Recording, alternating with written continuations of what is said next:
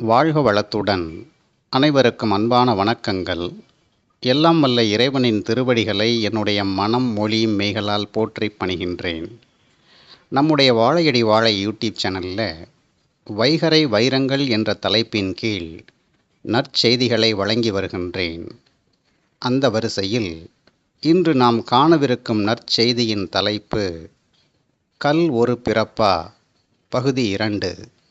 இன்றைய தலைப்பு குறித்து இதற்கு முந்தைய பதிவில் மாணிக்கவாசகரின் மாணிக்க வாசகங்களை கூறி அதன் அடிப்படைகளையும் விளக்கி கூறியிருந்தேன். திருவாசகத்தில் சிவபுராணம் என்ற பகுதியில் மாணிக்கவாசகர் தந்த பிறவி பட்டியலில் தான் கல்லாய் பிறந்ததாகவும் கூறியிருக்கின்றார். அவருடைய இந்த அருள் பிரகடனம்தான் இன்று பெரும் சர்ச்சைக்கு உரிய விடயமாக மாறியிருக்கின்றது. அதாவது, கல் என்பது அறிவற்ற சடப்பொருளாயிற்றே, அதனை அவர் ஏன் தன் பிறவி பட்டியலில் சேர்த்தார் என்பதுதான் பலருடைய கேள்வியாக இருக்கின்றது. இதற்கு பல்வேறு நபர்கள் பல்வேறு வகையான விளக்கங்களை கூறியிருக்கின்றார்கள். அவைகளை முதலில் பார்ப்போம். விளக்கம் 1. கல்லாய் மனிதராய் என்ற வார்த்தைகள் தனித்தனி வார்த்தைகள் அல்ல, அது ஒரே வார்த்தைதான். அதாவது, கல்லா மனிதராய் என்றுதான் மாணிக்கவாசகர் கூறியிருக்க வேண்டும். அச்சுப்பிழை காரணமாக கல்லாய் மனிதராய் என்று பிரித்து அச்சிட்டு விட்டார்கள் என்பது சிலருடைய விளக்கமாக இருக்கின்றது. அதாவது, இவர்களுடைய கூற்றுப்படி கல்லா மனிதர் ஒரு பிறப்பு, கற்ற மனிதர் ஒரு பிறப்பு என்று கருதுகின்றார்கள். இந்த விளக்கம் கேட்பதற்கு நயமாக இருந்தாலும் உண்மையான மற்றும் பொருத்தமான விளக்கமாக இல்லை. ஏனென்றால், மாணிக்கவாசகர் பட்டியலிட்ட பிறவிகளில் எந்த ஒரு பிறவிக்கு முன்பாக அடைமொழியே தரவில்லை எனும்போது, மனித பிறப்பிற்கு மட்டும் கல்லா என்று அடைமொழி தந்திருக்க வாய்ப்பே இல்லை. மேலும், மனித பிறப்பு என்றாலே அதில் கற்றவர் கல்லாதவர் என்ற அனைவருமே அடக்கம் என்று இருக்கும் பொழுது, கல்லா மனிதராய் என்று விளக்கம் கூறுவது சற்றும் பொருத்தமற்றது என்று தெளிவாகின்றது. விளக்கம் 2. கல்லுக்கு அடியில் வாழுகின்ற தேரை புறத்தே இருந்து எதனையும் உட்கொண்டு வாழ்வதில்லை. எனவே தேரையை ஒரு பிறப்பாக குறிப்பதற்காக மறைமுகமாக கல்லாய் என்று மாணிக்கவாசகர் கூறியிருக்கலாம் என்பது ஒரு சிலரது விளக்கம். இந்த விளக்கமும் கூட ஒரு நயமான விளக்கமே அன்றி பொருத்தமான விளக்கம் அல்ல. ஏனென்றால், மற்ற பிறவிகளை அனைத்தையும் நேரிடையாக சுட்டிக்காட்டிய மாணிக்கவாசகர் தேரை என்று சுட்டி காட்டியிருப்பார். மறைமுகமாக மறைத்து கூற வேண்டிய அவசியம் எதுவுமே இல்லை.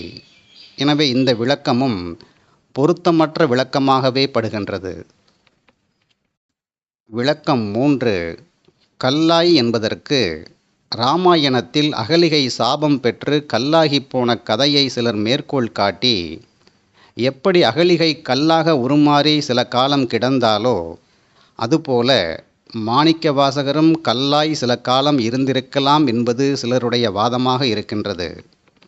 கல் ஒரு பிறப்புதான் என்பதற்கு இதிகாச புராண கதைகளை மேற்கோள் காட்டுவது முற்றிலும் தவறானது. புனைவுகளை கற்பனைகளை உள்ளடக்கிய இதிகாச புராண கதைகள் அனைத்தும் மனித அறிவில் விளைந்த கற்பனைகள். எனவே அவைகளை மாணிக்கவாசகர் கூறிய கல் பிறப்போடு சம்பந்தப்படுத்தி கூறுவது முற்றிலும் தவறு என்று புரிந்து கொள்ளுங்கள். மேலும், இராமாயண இதிகாசத்தில் கௌதம முனிவரின் சாபத்தால் அகலிகை என்ற மனித உருவம்தான் கல்லாக மாறியது. இந்த உருவ மாற்றம் வினை பயனால் விளைந்தது அல்ல, சாபத்தால் தற்காலிகமாக நிகழ்ந்த மாற்றம்.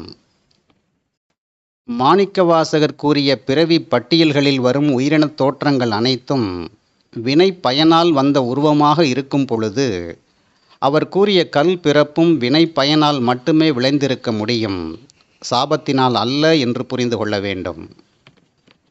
மேலும், மாணிக்கவாசகர் வாழ்க்கை வரலாற்றில் அவர் சாபம் பெற்றதாக எங்குமே குறிப்பு இல்லை. எனவே இந்த விளக்கமும் பொருத்தமற்ற விளக்கம் என்று புரிந்து கொள்ளுங்கள். சரி, முடிவாக நீங்கள் என்னதான் விளக்கம் கூறுகின்றீர்கள் என்று கேட்பவர்களுக்கான பதிலை நான் என் குறை அறிவிலிருந்து கூறுவது பொருத்தமற்றது என்று உணர்ந்து நம் அருளாளர்கள் சாத்திர நூல்களில் இது குறித்து ஏதேனும் கூறியிருக்கின்றார்களா என்று ஆய்வு செய்த பொழுது அதில் கிடைத்த பொருத்தமான பதிலை உங்களுடன் பகிர்கின்றேன். சாத்திர நூல்கள் என்பன நமக்கு ஆகம பிரமாணங்கள். அருளாளர்களின் வாக்குகள் அனைத்தும் நமக்கு ஆகம பிரமாணங்கள் ஆகும்.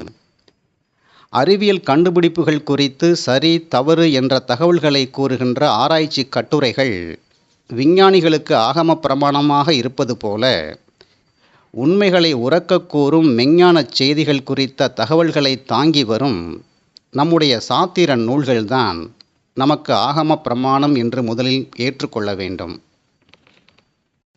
ஒரு விஞ்ஞானி கண்டறிந்து கூறிய செய்திகளை நாம் நேரிடையாக காணாவிட்டாலும் அவைகளை நூல் வழியாக அறிந்து ஏற்கின்றோம். இதைப்போல நம் ஞானிகள் உணர்ந்து கூறிய உண்மைகளை சாத்திர நூல் வழியாக ஏற்பதில் என்ன தயக்கம் அல்லது தவறு இருக்கின்றது என்று கேட்கின்றேன். சிவத்திற்கு மிஞ்சிய தெய்வம் ஏதுமில்லை, சிவஞான சித்திக்கு மிஞ்சிய நூல் ஏதுமில்லை என்பது நம்முடைய சான்றோர் வாக்கு. இங்கே நான் சிவஞான சித்தி என்று கூறுவது நம் சந்தான குரவரான அருள் நந்தி சிவம் அருளிச் செய்த சிவஞான சித்தியார் என்ற ஒப்பட்ட சாத்திர நூல் என்று புரிந்து கொள்ள வேண்டும். கல் பிறப்பு என்பது என்ன என்று அருள் நந்தி சிவம் சிவஞான சித்தியார் என்ற சாத்திர நூலில் மிக தெளிவாக விளக்கி கூறியிருக்கின்றார். அவர் கூறிய விளக்கம்தான் பொருத்தமான விளக்கமாக இருக்கின்றது.